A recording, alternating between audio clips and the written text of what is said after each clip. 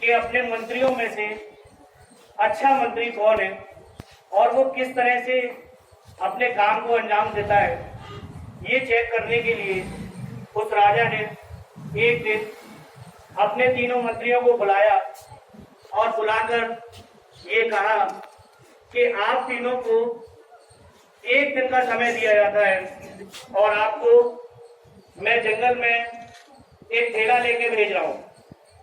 अगर आप मेरे लिए सबसे अच्छे फल लेके आएंगे तो मैं उसे बहुत ज्यादा अच्छा उपहार दूंगा। ये उम्मीद से जो तीनों मंत्री थे उनको भेजा गया। तीनों मंत्रियों ने सुबह से और शाम तक अपना अपना जो उन्हें सही लगा, जो उन्हें फल अच्छे लगे, उन्होंने इकट्ठे किए। लेकिन जो तीनों जो मंत्री थे उसमें से फर्स्ट वाला जो था उसने ईमानदारी दिखाई और दिखाते हुए सारे फल अच्छे अच्छे चूज किए और बेस्ट फल चूज करने के बाद, मेहनत करने के बाद में उनको अपने अपने ठेले पर इकट्ठा किया। दूसरा जो मंत्री था उसे लगा कि राजा ठेला है तो चेक करेगा नहीं, इतना तो समय रहता नहीं।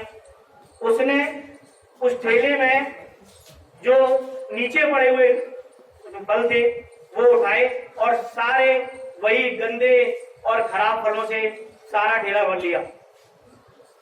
तीसरा मंत्री था, उसे लगा कि ठेला कौन चेक करेगा, वो तो आइडिया हो जाएगा कि इतना और इतना है। उसने अपने ठेले में ईंट पत्थर और कुछ सूखी पत्तियां लेकर और अपना ठेला भर लिया। सुबह से शाम हो गई। शाम होने के बाद जब राजा वहां पहुंचा तो राजा ने बगैर उनके ठेले को चेक किए उनको 1 महीने के कारावास में भेज दिया कि आज से आपको 1 महीने के कारावास पे भेजा जाता है।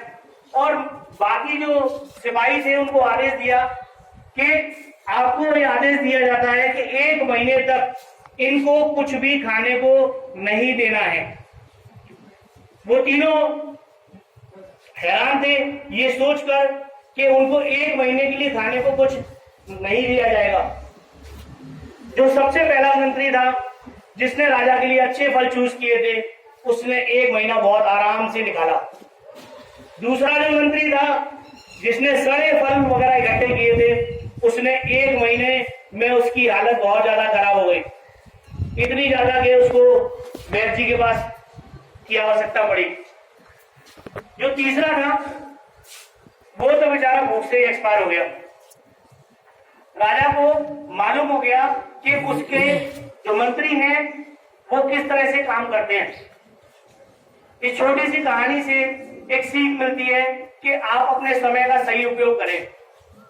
आप अगर पढ़ाने आ रहे हैं या आप पढ़ने आ रहे हैं, जो भी काम करने आप आ रहे हैं उस काम को अच्छे से करें। आप अपना 100% आज अगर देते हैं तो एक दिन ईश्वर भी आपको 100% देगा। अगर आप अपने काम के प्रति लापरवाही दिखाते हैं और अपने काम को 100% नहीं करते हैं तो हो सकता है कि आज आपको ईश्वर ना देख रहा हो, आपको ऐसा महसूस हो रहा है कि हम अपना काम, हमें जिस काम के लिए रखा गया है हम उस काम को अगर ना भी करें, कोई अगर नहीं देख रहा है तो वो देख रहा है, और अगर वो देख रहा है तो आप अपना 100% अगर नहीं दे पाएंगे तो 100% आपको आगे मिलेगा भी नहीं। Okay, thank you.